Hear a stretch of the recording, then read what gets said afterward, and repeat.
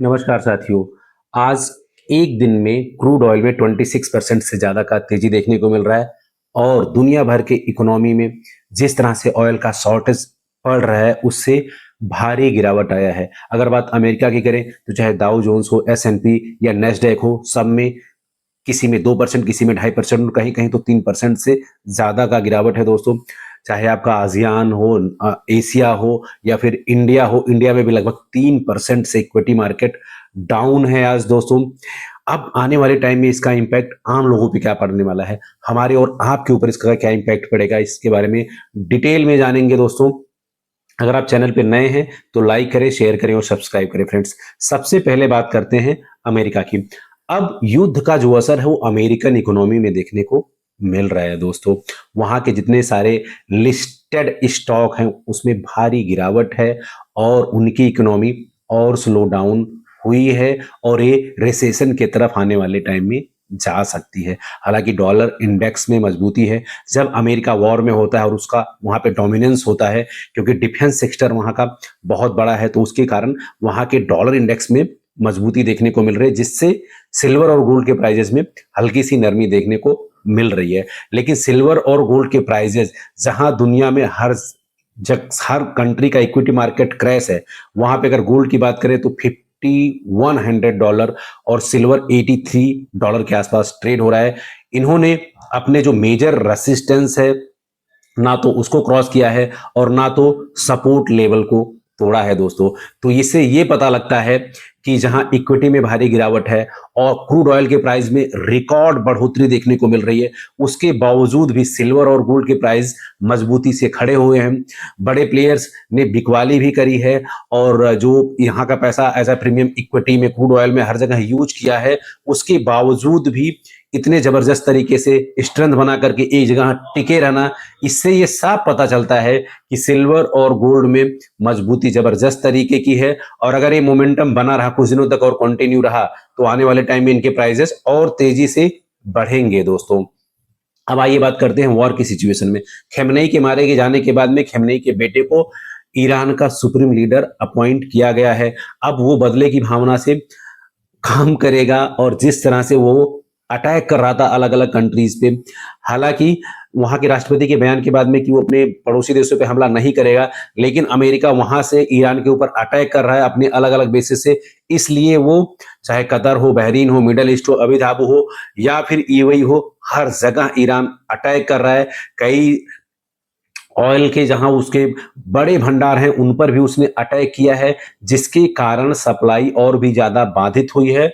State of hormones already close हो चुका है। अब तो बहुत सारे जो ऑयल के बड़े बड़े रिफाइनरीज हैं या जहां से ऑयल का प्रोडक्शन होता है वो शट डाउन होने के कगार पे हैं और कुछ तो शट डाउन हो चुके हैं दोस्तों।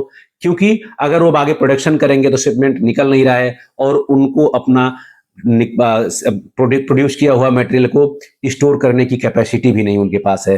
तो अगर एक बार ये सारे प्लांट शट डाउन हो जाएंगे तो रीओ ओपन होने में बहुत सारा टाइम लगता है।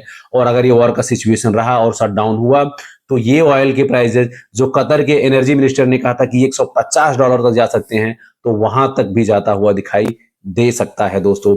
इसका जो सबसे बड़ा इंपैक्ट होगा वो दुनिया भर के इकोनॉमी में होगा। खास करके इसका असर भारत पे भी पड़ेगा। भारत जहां रसिया से पहले ऑयल 60 से $65 पर बैरल के आसपास ट्रेड कर रहा था, वहीं पे रसिया ने भी ऑयल का कीमत अब बढ़ा दिया है और $94 के आसपास तेल वहां से भारत को मिल रहा है दोस्तों।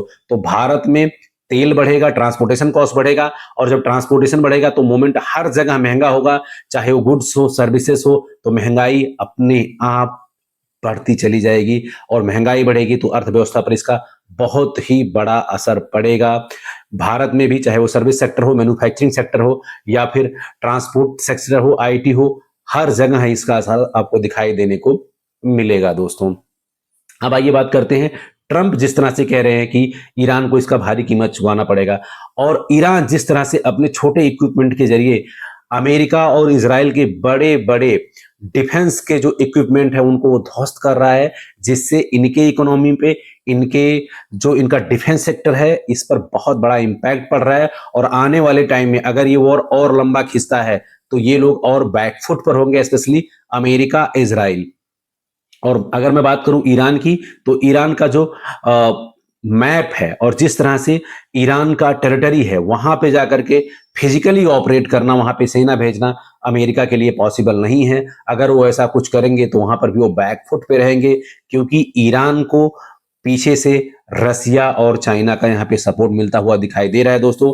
नहीं तो ईरान अकेले इतने दिनों तक वॉर में टिके रह पाना, और जिस तरह से वो कह रहा है कि अब वो कोई समझौता नहीं करेगा और वॉर में वो कंटिन्यू करेगा, तो आने वाले टाइम में चुनौती और बढ़ने वाली है दोस्तों। स्पेशली अमेरिका की बात करें तो अमेरिका का जिस तरह से डेथ है, इकोनॉमी स्लो डाउन में गई, और साथ के साथ अब जिस तरह से वहां के इक्विटी मार्केट में क्रैश आ रहा है, डिफेंस सेक्टर पर काफी प्रेशर है।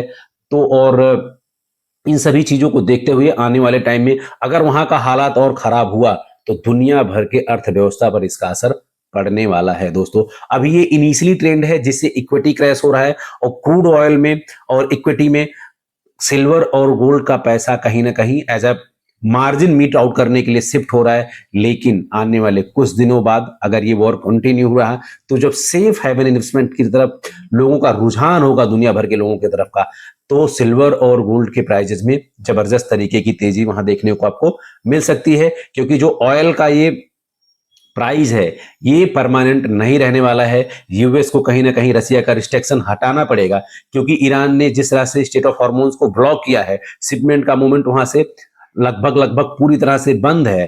तो रसिया को अगर रिस्ट्रिक्शन में छूट मिलेगा तो ऑयल की कीमतें वहां से नीचे आएंगी, और जैसे ऑयल के प्राइजेस में वहां पे कमी देखने को मिलेगी आने वाले टाइम में, सेफ हेवन इन्वेस्टमेंट यानी कि सिल्वर और गोल्ड के प्राइजेस में आपको तेजी देखने को मिल सकता है। तो ओवरऑल सिचुएशन ये है, दुनिया भर के इक्विटी मार्केट क्रैश है, ऑयल के प्राइजेस आसमान छू रहे हैं। $150 जो कतर के एनर्जी मिनिस्टर का बयान था, वहां तक पहुंच सकता है। साथ के साथ सिल्वर और गोल्ड इस गिरती हुई अर्थव्यवस्था में, गिरती हुई इकोनॉमी, गिरती हुई स्टॉक मार्केट, गिरते हुए इक्विटी और बढ़ते हुए तेल दामों के बाद भी मजबूती के साथ अपने भाव पर टिका हुआ है। अगर मैं सपोर्ट लेवल की बात करूं तो सिल्वर में अभी भी $78 का बहुत मजबूत सपोर्ट लेवल है, गोल्ड में अभी भी 5000 का बहुत जबरदस्त सपोर्ट लेवल है, और रेजिस्टेंस लेवल की बात करूं तो सिल्वर में 88, अगर 88 ब्रेक करता है तो $92 जाएगा दोस्तों। और अगर वहीं गोल्ड की बात करें तो पहला रेजिस्टेंस लेवल है 5200, फिर $5400। तो आने वाले टाइम में आपको इकोनॉमी में स्लो डाउन, कीमतें बढ़ना, दुनिया भर की अर्थव्यवस्थाओं में जबरदस्ती का प्रेशर होना, ये सब देखने को मिलेगा, और सिल्वर और गोल्ड के प्राइजेस में वहां पे आपको तेजी देखने को मिल सकती है। ऑयल की कीमतें डिपेंड करता है रिस्ट्रिक्शन पर, और ये वॉर का सिचुएशन आने वाले टाइम में किस तरह का बना रहेगा, इस पर काफी कुछ निर्भर करेगा। सिल्वर गोल्ड में अगर आपका इन्वेस्टमेंट है तो वेट एंड वॉच करें, पैनिक सेलिंग ना करें, क्योंकि मार्केट एक तरह से लगभग $80 के आसपास सिल्वर और $5000 के ऊपर गोल्ड कंसोलिडेट होता हुआ दिखाई दे रहा है। ऐसे पैनिक सिचुएशन भी इनके प्राइजेस नीचे नहीं आए हैं, इसका मतलब सपोर्ट लेवल बहुत ही जबरदस्त तरीके का है, और यहां से आपको अच्छी खासी तेजी देखने को मिलेगी।